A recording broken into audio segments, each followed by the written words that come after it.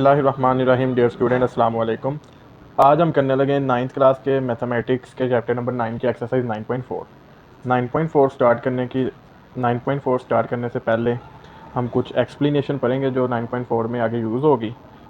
तो सबसे पहले जियोमेट्रिकल प्रॉपर्टीज़ ऑफ पॉलीगॉन। कसीरुल इज़ला की जियोमेट्रिकल खसूसियात हैं। A regular polygon has all side and all angle equal, यानी एक जो मुनज़्ज़म रेगुलर बाकायदा पॉलीगॉन होगा उसके जितने ज़ला और जितने ज़ाविये होंगे उनकी मिकदार बराबर होगी। पॉलीगॉन क्या होता है? जिसकी तीन या तीन से ज़्यादा साइड्स हों उसे पॉलीगॉन कहते हैं। तो ये कुछ फार्मूलाज हैं जो आगे यूज़ होंगे। सम ऑफ इंटीरियर एंगल, अंदरूनी ज़ावियों का मजमूआ, तो n-2 n इधर साइड्स है, multiply by 180 degree. Interior angle अगर निकालना है, ये सम था, ये खाली एंगल निकालना है, तो n-2 multiply 180 divided by n, यानी जितनी साइड्स हैं। एक्सटीरियर एंगल यानी बाहर वाला जो बैरूनी ज़ाविया होगा 360 बाय n। डायगनल्स यानी लेट्स सपोज एक शेप है तो उसके जो कोनों को मिला रहे होते हैं, ठीक है, उस लाइन को डायगनल लाइन कहते हैं। तो डायगनल अगर निकालने के कितने डायगनल होंगे किसी पॉलीगॉन में, तो n into n-3 divided by 2। Symmetry यानी एक तशाकुल, तो उसे रोटेट कर देंगे, यानी पिक्चर उसे रोटेट करेंगे तो 360 बाई n इसका फार्मूला है। ये कुछ फार्मूलाज थे जो आगे यूज़ होंगे। सिमेट्री है जिसमें हम रोटेट करेंगे, रोटेट बाय 360 बाई n, यानी 360 टोटल, और n जितनी साइड होंगे उस पर डिवाइड करके उसे रोटेट करके बताएंगे। जब रोटेशन करेंगे पॉलीगॉन तो वही रहेगा ना। तो ये symmetry. Geometrical property of a triangle, मुसल्लस की जियोमेट्रिकल खसूसियात। मुसल्लस क्या होती है? Triangle. A triangle is a polygon with 3 side and 3 angle. 3 sided close shape with 3 angle is called triangle, यानी 3 इजला वाली बंद शक्ल को जिसके 3 ज़ाविये हों हम मुसल्लस कहते हैं। और पॉलीगॉन की भी यही थी, जिसके 3 या 3 से ज़्यादा साइड्स हों वो पॉलीगॉन होता है, तो ट्राइंगल पॉलीगॉन होगी। तो इसके कुछ फार्मूलाज हैं। Angle sum, the sum of the interior angles in any triangle is always 180 degree. sum of all angle interior, तीन होते हैं ना वो, तो उन तीनों का जब हम सम करेंगे तो 180 डिग्री के बराबर आएगा। तो ये याद रखना है। यानी फॉर एग्जांपल जैसे ये एक हमने मुसल्लस बनाई है, तो इसके इंटीरियर एंगल है एक्स वाई और जी। अगर X plus Y plus Z करूँगा तो ये हमेशा 180 के बराबर आएगा। Exterior angle of a triangle, मुसल्लस का बैरूनी ज़ाविया। लेट्स सपोज ये एक ट्राइंगल है, एक्स वाई जी इंटीरियर है और ये डब्ल्यू एक्सटीरियर है। The measure of an exterior angle in a triangle is equal to sum of the measure of 2 opposite interior angle. अब देखेंगे कि इसके ऑपोजिट कौन से एंगल है, यानी जो एक्सटीरियर एंगल होगा उसके ऑपोजिट कौन से एंगल है, तो उनको जमा करेंगे तो वो एक्सटीरियर एंगल के बराबर आएगा। अगर लेट्स सपोज ये यहाँ पे कोई एंगल होता, यहाँ पे एक्सटीरियर एंगल होता, तो इसके ऑपोजिट ये दो हैं, ये तो इसके साथ वाला है, तो इन दोनों को जमा करके आना था। या यहाँ वाई वाली साइड पे कोई होता तो इसके ऑपोजिट ये है, ठीक है। तो जो इंटीरियर उसके ऑपोजिट होंगे उन्हें जमा करेंगे तो वो एक्सटीरियर के बराबर आ जाएगा। आगे geometrical property of a parallelogram है। पैरेललोग्राम 4 कोनों वाली शक्ल होती है। अब parallelogram is a quadrilateral whose opposite sides are parallel, और उसके आमने सामने वाली जो साइड्स होती हैं वो पैरेलल होती हैं, एंड इक्वल इन लेंथ, और लेंथ में बराबर, and opposite angle are equal, और उसके जो ऑपोजिट एंगल होते हैं वो बराबर होते हैं। उसके बाद टेसिलेशन है, अकलीदी इश्काल का सिलसिला या पिचीकारी। टेसिलेशन होता क्या है? Tessellation is a pattern of shape that fit together perfectly without any gap और ओवरलैप कवरिंग अ प्लेन। अकलीदी अशकाल का सिलसिला पिचीकारी एक ऐसा नमूना है जो किसी मुस्तवी खला या मुतजावज़ किए बगैर पूरी तरह या मुकम्मल तौर पर ढांप लेता है। जैसे हम मुख्तलिफ घरों में देखते हैं कि उन्होंने टाइल या पत्थर लगवाया होता है, तो उसकी जो डिज़ाइन है वो मुख्तलिफ तरह का डिज़ाइन, उसमें कोई गैप नहीं होता, तो वो टेसिलेशन परफॉर्म की होती है उन्होंने, यानी पिचीकारी, कि कोई गैप नहीं आता, पैटर्न एक जैसा रहता है, तो वो टेसिलेशन है। बाकी कुछ एक्सप्लेनेशन इधर भी है। ये रेगुलर है, ये देखें उसने एक हेक्सागोन के साथ बनाया है एक, ठीक है, एक प्लेन, तो ये रेगुलर टेसिलेशन है। ये भी टेसिलेशन तो है लेकिन इसमें पैटर्न एक जैसा नहीं है, ये इर्रेगुलर टेसिलेशन होगी। यानी कहीं पे मुसल्लस, ठीक है, बड़ी है छोटी है तो मुख्तलिफ शेप्स है लेकिन गैप नहीं है, तो इर्रेगुलर टेसिलेशन इसे कहेंगे। एक और चीज़, equilateral triangle can tessellate perfectly because the internal angle of each equilateral triangle is 60 degree. यानी वो कह रहा है इक्विलेटरल ट्राइंगल जो होगी, यानी जिसकी तीनों साइड्स बराबर होते हैं, वो परफेक्टली टेसिलेट करेंगे क्योंकि उसका हर ज़ाविया 60 का हो जाएगा ना। And 6 of these triangle meet at a point to form a 360 angle, allowing them to fill space seamlessly. Square can tessellate perfectly, उसके बाद मुरब्बा जो है वो भी परफेक्टली टेसिलेट करेगा, उसमें भी कोई गैप नहीं आएगा। Because E square has an internal angle of 90 degree, क्योंकि स्केयर जो होता है उसका जो एंगल होता है ना हर साइड का अंदर, वो 90 होता है। And 4 square meet at a point to form a 360, और चारों स्क्वायर के जो पॉइंट है वो 360 बनाते हैं। ये उसने कुछ बताया हमें एग्जाम्पल के साथ। Only 3 regular polygon can tessellate the plane on their own. Equilateral triangle बताते खुद ही बनाएंगे अगर उसे सीक्वेंस जोड़ेंगे हम। स्क्वायर एंड रेगुलर हेक्सागोन, ये हेक्सागोन की उसने मिसाल दी है। They have symmetries. Hexagon interior angle 120 degree can tessellate perfectly because 3 hexagon meet at each vertex to form a 360। 3 hexagon जो हैं वो 360 डिग्री यानी एक ही पॉइंट पे आके वो मीट अप करेंगे with no space, creating a natural look inspired by honeycombs. जैसे शहद की मक्खी का छत्ता होता है ना, वो भी टेसिलेट ही होता है परफेक्टली। उस तरह का जब हम हेक्सागोन को मिलाएंगे तो एक उस तरह का स्ट्रक्चर हमारे पास बनेगा जिसमें कोई गैप नहीं होगा और ये परफेक्टली टेसिलेट होगा। आगे मूव करते हैं एक्सरसाइज की तरफ। Exercise 9.4 question number 1, what is the sum of the interior angle of a decagon 10 sided polygon. यानी डेकागोन जिसकी 10 साइड्स होती हैं, 10 इजला वाली शक्ल है, के अंदरूनी जावियों का मजमुआ कितना होगा। Number of side of decagon n है और वो होती हैं 10। अब सम ऑफ इंटीरियर एंगल का फॉर्मूला है n माइनस टू मल्टीप्लाई 180, क्योंकि उसने सम हमसे पूछा है ना, एक एंगल नहीं पूछा, सम पूछा है। तो n minus two multiply 180, n है 10, 10 minus two multiply 180, 10 minus two 8, 8 multiply 180। 8 को जब 180 से हम मल्टीप्लाई करेंगे तो आएगा 1440, तो 1440 डिग्री आ गया सम ऑफ इंटीरियर एंगल अंदरूनी दावियों का मजमूमा। ये हमारा required answer. Calculate the measure of each interior angle a regular hexagon. मुनज़्ज़म मुसद्दस कि हर अंदरूनी जाविया की मिकदार मालूम करें, यानी एक एक एंगल की मिकदार मालूम करनी है। चूँकि हेक्सागोन 6 एंगल हो गए, हम एक ही निकाल लेंगे तो सबकी आ जाएगी। तो number of sides of hexagon n, तो 6 साइड होगी। Each interior angle is equal n minus two multiply 180 divided by n। अब हेक्सागोन है ना तो उसकी 6 साइड्स होंगी, तो n 6, 6 minus two multiply 180 divided by 6। 6 minus 2 करेंगे तो 4, 4 multiply 180 divided by 6।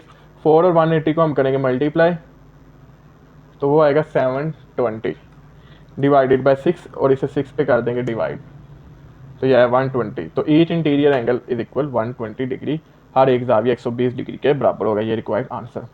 What is each exterior angle of a regular pentagon. मुनज़्ज़म मुखमस के हर बरूनी जाविया की मिकदार कितनी है, बाहर वाली। तो number of sides of pentagon n, वो 5 होंगी, पेंटा है ना 5। एक्सटीरियर एंगल का फॉर्मूला 360 बाई n था 5, 360 को 5 पे डिवाइड कर देंगे तो 360 डिवाइडेड बाई 5, तो ये आया 72। तो each exterior angle is equal to 72 degree, ये हमारा required answer. Question number 1 part 4, if the sum of the interior angle of a polygon is 1260 degree. यानी वो कह रहा है कि अगर किसी कसीरुल इज़ला के अंदरूनी जावियों का मजमूआ 1260 हो, यानी अब उसने सम हमें दे दिया। How many side does the polygon have, तो पॉलीगॉन की कितनी साइड्स होगी हमने इज़ला मालूम करने हैं। तो सम ऑफ इंटीरियर एंगल अंदरूनी जावियों का मजमूआ वो है 1260 डिग्री। साइड्स इज़ला हमने फाइंड करने, साइड्स को n कह दिया वो मालूम करने। अब सम वाला फॉर्मूला हम लगाएंगे, तो sum of interior angle is equal to n minus two multiply by 180 degree. अब सम था 1260 is equal n minus two multiply 180, 180 इधर मल्टीप्लाई और इधर आएगा तो डिवाइड, तो 1260 divided by 180 is equal to n minus two. अब 1260 डिवाइड कर देते हैं 180 पर, तो आया 7, तो 7 is equal to n minus two. ये माइनस का 2 इधर आएगा प्लस का, 7 plus 2 is equal to n, 7 plus 2 9, तो n आ गया 9। इसका मतलब ये जो पॉलीगॉन है इसकी 9 साइड्स होंगी। Question number 2, in a parallelogram A B C D. एक पैरेललोग्राम है, हमने ये ड्रा किया A B C D. Measurement A B is equal to 10 centimetre, उसमें जो ए बी साइड है वो 10 centimetre. Measurement A D 6 centimetre, और उसका जो ए डी वाली जिला है या साइड है वो है 6 centimetre. And measurement angle B A D, यानी ए पे जो एंगल है वो है 45 degree. Calculate the area of A B C D, उसका एरिया मालूम हमने करना है। अभी हमने एक पैरेललोग्राम ड्रा की है, ठीक है, और हमने इसका एरिया निकालना है। तो एरिया निकालने के लिए मुझे इसकी हाइट चाहिए और साथ हमें बेस चाहिए, बेस मल्टीप्लाई हाइट होता है ना एरिया ऑफ पैरेललोग्राम। तो अब हाइट निकालने के लिए हम सपोज करेंगे एक हम ड्रा करेंगे, इसे ट्राइंगल बनाने की कोशिश करेंगे, डायगोनल से एक लाइन बेस ए बी के ऊपर। तो ये देखेंगे तो हमारे पास ये एक राइट एंगल ट्राइंगल बन जाएगी जिसमें ये एंगल 90 है और ए पे एंगल है 45। ये ज़रूरी नहीं कि इधर, अगर कोई और एंगल गिवन होता तो हम उधर भी ये ड्रा करके राइट एंगल ट्राइंगल बना सकते थे। अब इस हाइट को हम मेजर कर लेंगे क्योंकि हाइट तो यही रहेगी ना थ्रू आउट, और फिर हम इजीली हम इस parallelogram A B C D का एरिया मालूम कर लेंगे। तो area of A B C D is equal to base into height. Area A B C D का एरिया इज इक्वल ऊंचाई ज़रब कायदा। अब हमने एक ट्राइंगल उसमें ड्रा कर ली पैरेललोग्राम में। तो इन राइट ट्राइंगल AED, ठीक है, जिसमें ये H हमने फाइंड करना है, हाइट AD जो थी वो 6 सेंटीमीटर और एंगल था 45। जहाँ पे इस लाइन ने बाइसेक्ट किया है AB को, उसको नाम दे देते हैं E का, और ये हमने H फाइंड करना है, और ये हमारे पास एक ट्राइंगल बन गई। तो अगर हम देखें हमारे पास एंगल के ऑपोजिट क्या होता है, परपेंडिकुलर, राइट एंगल के ऑपोजिट हाइपोटेन्यूज। हमने परपेंडिकुलर फाइंड करना है और हाइपोटेन्यूज है तो साइन का फॉर्मूला जो चैप्टर नंबर 6 में हमने किए हैं, तो sine measurement angle A is equal to perpendicular by hypotenuse अमोद बटा विथर। अब साइन मेजरमेंट एंगल ए है 45, तो sine 45 is equal perpendicular H और हाइपोटेन्यूज 6। अब साइन 45 लेंगे तो वो हमारे पास आएगा 0.7071। 6 इधर डिवाइड हो रहा है, उधर जाएगा मल्टीप्लाई, तो वो 0.7071 multiply 6 is equal to H। तो 0.7071 को 6 से क्या कर देते हैं मल्टीप्लाई, तो वो आया 4.24। तो हाइट आ गई हमारे पास 4.24 सेंटीमीटर। बेस हमारे पास है, अब इजीली हम एरिया निकाल लेंगे पैरेललोग्राम का।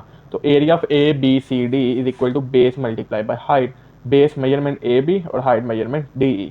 बेस थी 10, हाइट आई 4.242। अब 10 को मल्टीप्लाई कर देंगे इसके साथ, तो मल्टीप्लाई बाय 10, तो ये हमारे पास आ गया 42.42। तो एरिया पैरेललोग्राम आया 42.42 सेंटीमीटर स्क्वायर, क्योंकि जो गिवन लेंथ थी वो सेंटीमीटर में थी, तो ये भी सेंटीमीटर स्क्वायर। ये हमारा required answer. Question number 3, in a parallelogram ABCD, if measurement angle DAB is equal to 70 degree, find the measure of all other angle in the parallelogram। उसने कहा एक पैरेललोग्राम है हमारे पास ABCD, अगर उसका एक जाविया जो उसने हमें दिया A, उसने हमें दिया एक एंगल 70 डिग्री है, ठीक है, जो A पे है, और जो बाकी 3 रह गए ना वो हमने फाइंड करने हैं। तो ये हमने एक पैरेललोग्राम ड्रा किया है ABCD, उसमें जो गिवन था मेजरमेंट DAB, A पे एंगल है 70 डिग्री, B, C और D हमने एंगल फाइंड करने हैं।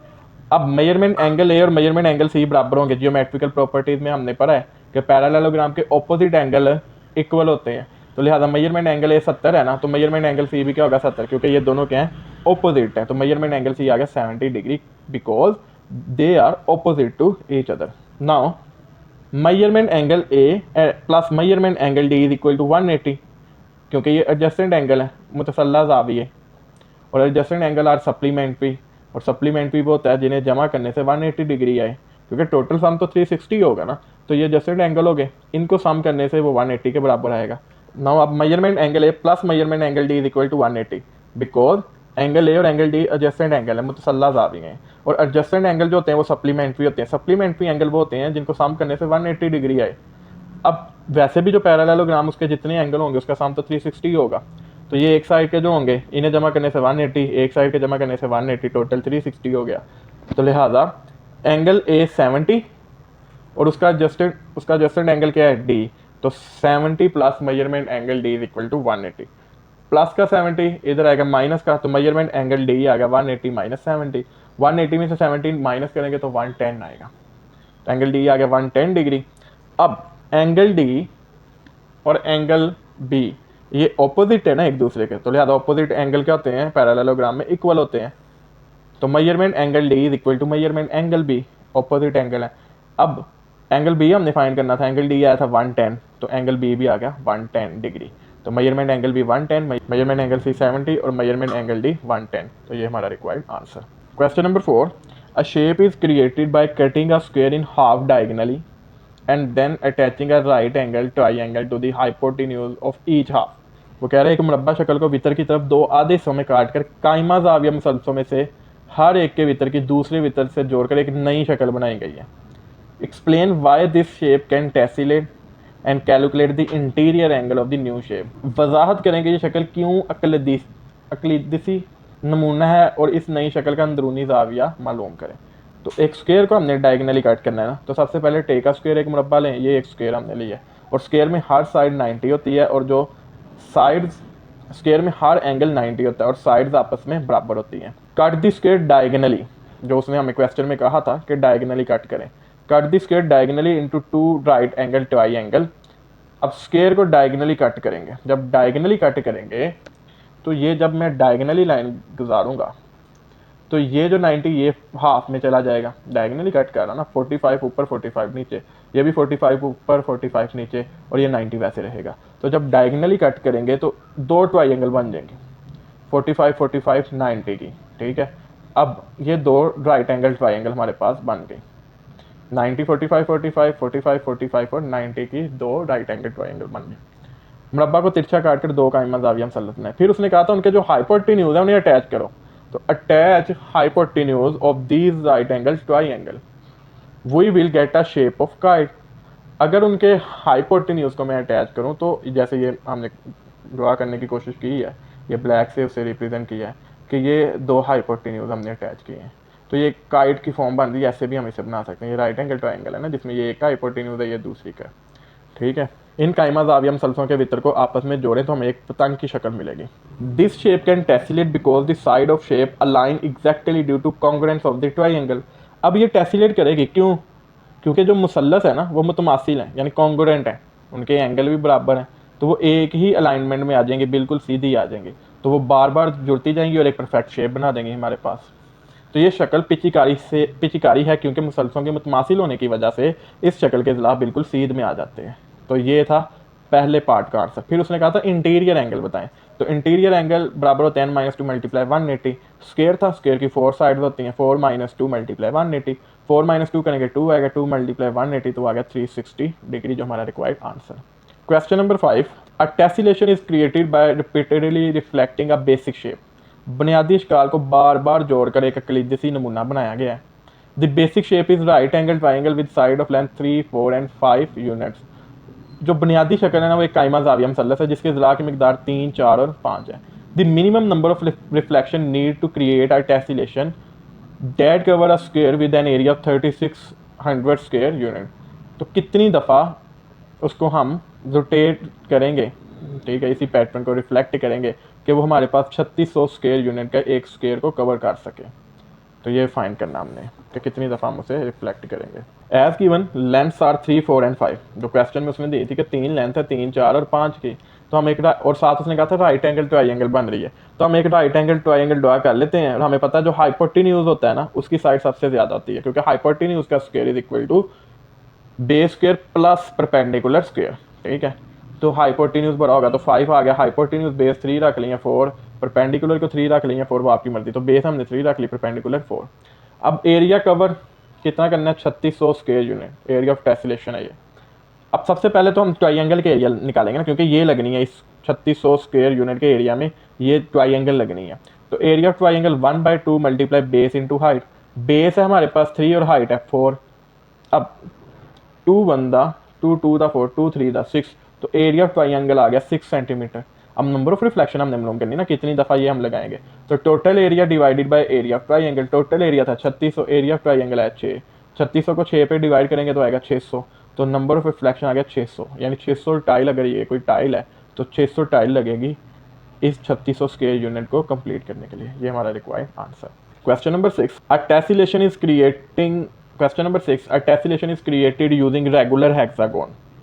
मुनज़्ज़म मुसद्दसों को इस्तेमाल करते हुए एक कलीदसी नमूना बनाया गया है। Each hexagon has a side length of 5 centimetre, और हेक्सागोन की हर जो साइड है ना उसकी लेंथ है 5 सेंटीमीटर।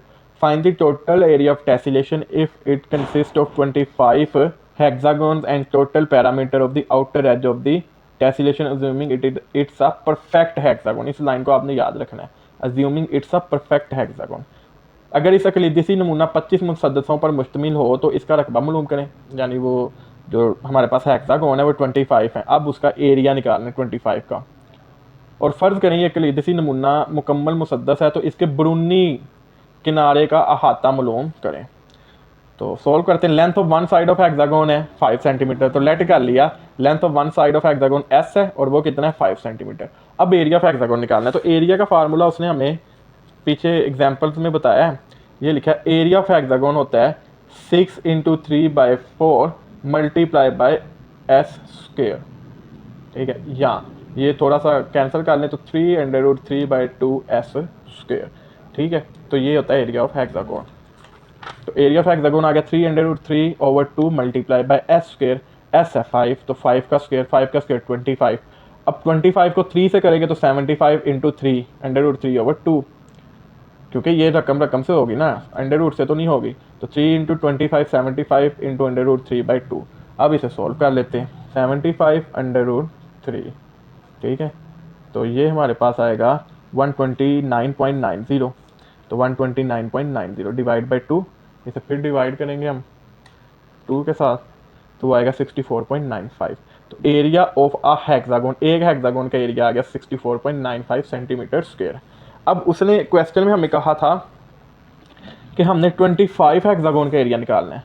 तो एरिया ऑफ 25 हेक्सागोन ये एक का है ना, तो 25 का निकालना, तो इसे 25 से मल्टीप्लाई कर देंगे। तो 25 मल्टीप्लाई 64.95, तो इसे हम मल्टीप्लाई कर देंगे 25 के साथ, तो आएगा 1623.79, यानी 1623.79 सेंटीमीटर स्क्वायर। लेकिन आगे वो उसने मजीद हमसे कुछ डिमांड की है कि अगर वो परफेक्ट हेक्सागोन हो तो उसके आउटर एज का पैरामीटर निकाले। 25 को 3 से करेंगे तो 7500√3/2। अब नंबर नंबर से होगा ना, स्क्वायर रूट के साथ तो नहीं होगा। तो 7500√3/2 इसे हम सॉल्व कर लेते हैं।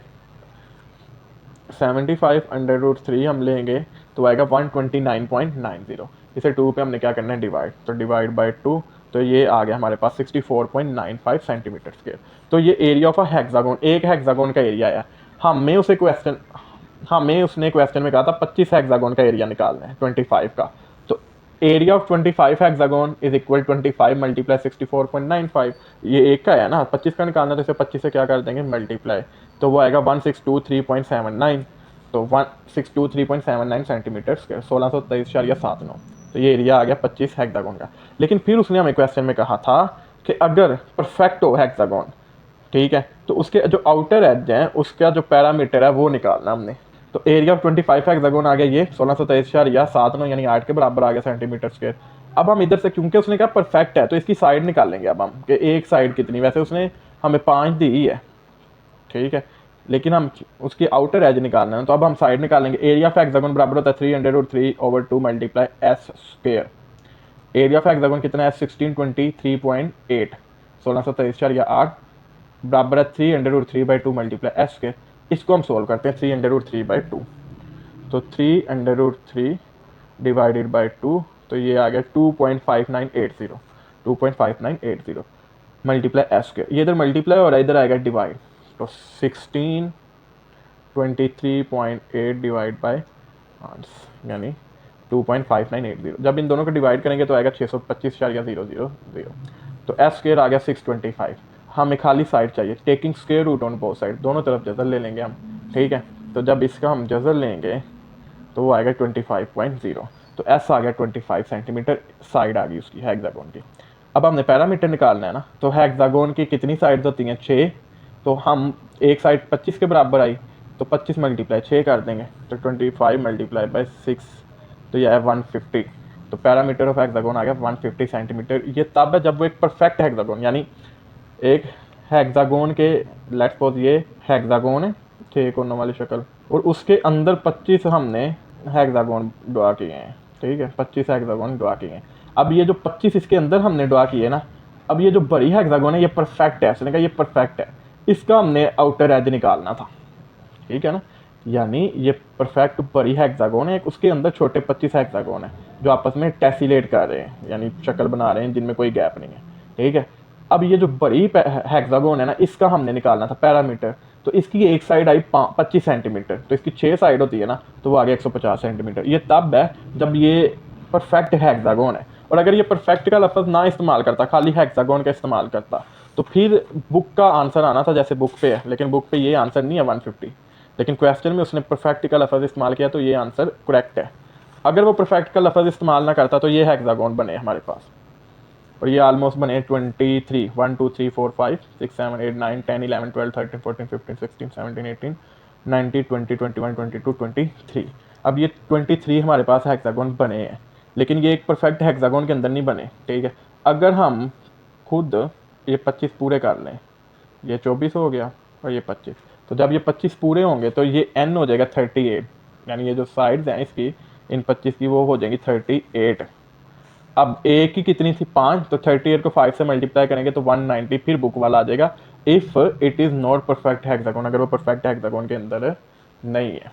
अगर वो परफेक्ट हेक्सागोन के अंदर नहीं है तो फिर उसकी जो साइड्स बनेगी ना, ठीक है, वो 38 बनेगी, वो हम काउंट कर सकते हैं आउटर साइड जो बनेगी, यानी 1 2 3 4 5 6 7 8 9 10 11 12 13 14, इस तरह ये 38 आउटर साइड्स बनेंगी।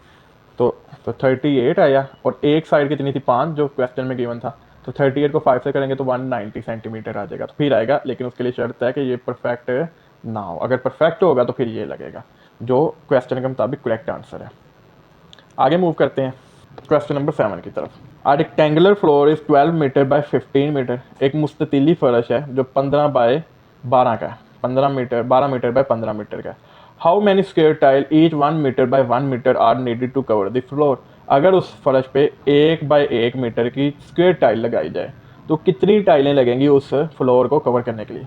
ये एरिया फ्लोर है, ये एरिया ऑफ फ्लोर यानी ये रेक्टेंगल की फॉर्म में है जो 15 बाय 12 का है, और उसके अंदर हमने 1 बाय 1 की स्क्वायर टाइल लगानी है। ठीक है, 1 बाय 1 की, तो कितनी टाइल्स लगेंगी। तो area of rectangular floor is equal to A1 उसे कह देते हैं। ये डायग्राम का 12, ये लैदा कर लेते हैं हम। ठीक, अब एरिया किसके बराबर होता है, रेक्टेंगल का लेंथ मल्टीप्लाई बाय विड्थ। तो 12 मल्टीप्लाई बाय 15, 12 और 15 को करेंगे तो 180 आएगा। तो A1 आ गया 180 मीटर स्क्वायर। अब एरिया ऑफ टाइल निकालेंगे, उसे A2 कह दिया, वो 1 बाय 1 की थी ना, 1 मीटर बाय 1 मीटर, तो 1 1 था 1 मीटर स्क्वायर। अब नंबर ऑफ टाइल्स निकालना है, तो area of floor divided by area of tile, तो A1 बाय A2। A1 था 180, A2 था 1, 180 को 1 पे करेंगे तो 180 आएगा। तो नंबर ऑफ टाइल्स आई 180, यानी इस फर्श को कंप्लीट करने के लिए 180 टाइल लगेंगी 1 बाय 1 की। ये हमारा required answer. Question number 8, A rectangular wall is 10 metre tall and 120 metre wide। एक मुस्ततीली दीवार है जिसकी लंबाई 10 मीटर है और चौड़ाई 120 मीटर है। How many gallon of paint are needed to cover the wall. कितने गैलन पेंट लगेगा उस दीवार को कवर करने के लिए। If 1 gallon cover 35 metre square, अगर 1 गैलन से 35 मीटर स्क्वायर कवर हो। तो एरिया ऑफ रेक्टेंगुलर वॉल वो है 10 बाय 120, इन दोनों को कर देंगे मल्टीप्लाई, क्योंकि एरिया ऑफ रेक्टेंगल होता है लेंथ मल्टीप्लाई बाय विड्थ। 10 को 120 से करेंगे तो 1200 मीटर स्क्वायर आएगा। Area cover by 1 gallon, 1 gallon कितना एरिया कवर करेगी, 35 metre square. Number of gallon निकालना है, तो area of rectangular wall divided by area cover by gallon. तो 1200 डिवाइडेड बाय 35, 1200 डिवाइडेड बाय 35 करेंगे तो वो आएगा 34.28, यानी अप्रॉक्सीमेटली 35 गैलन लगेंगे इस दीवार को कवर करने के लिए। ये हमारा required answer. Question number 9, a rectangular wall has a length of 10 metre and a width of 4 metre. एक मुस्ततीली दीवार है, उसकी जो हमारे पास लेंथ है, लंबाई है, वो 10 मीटर और चौड़ाई 4 मीटर है। If 1 litre of paint cover 7 metre square, how many litre of paint are needed to cover the wall. अगर 1 लीटर से हम 7 मीटर स्क्वेयर दीवार कवर करते हैं तो उस पूरी दीवार को कवर करने के लिए कितने लीटर पेंट चाहिए। तो length 10, width 4, area of rectangle length multiply by width, तो 10 multiply by 4, 10 4 the 40 metre square.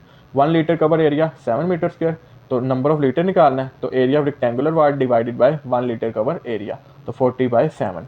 40 को 7 पर डिवाइड करेंगे तो हमारे पास आएगा 5.71, ठीक है, जो अप्रॉक्सीमेटली 6 लीटर के बराबर होगा। तो नंबर ऑफ लीटर आ गया 6, ये हमारा रिक्वायर्ड आंसर।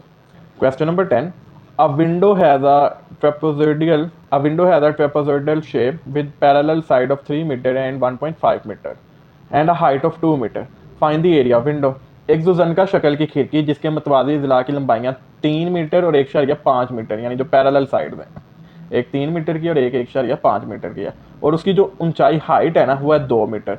खिड़की का रकबा मालूम करें। तो area of trapezoidal shape window यानी जुजनका खिड़की का रकबा, ये ट्रेपेजोइडल का एरिया निकालने का फार्मूला है 1/2 into sum of parallel side multiply by height, मुतवाज़ी ज़िला का मजमूआ ज़रब ऊंचाई। अब पैरेलल साइड है 3 और 1.5, तो 1/2 इंटू 3 प्लस 1.5 मल्टीप्लाई बाय 2, क्योंकि हाइट 2 थी ना, ये 2 इस 2 से कैंसिल, 3 प्लस 1.5 तो 4.5, तो area of trapezoidal shape window आ गया 4.5 मीटर स्क्वायर।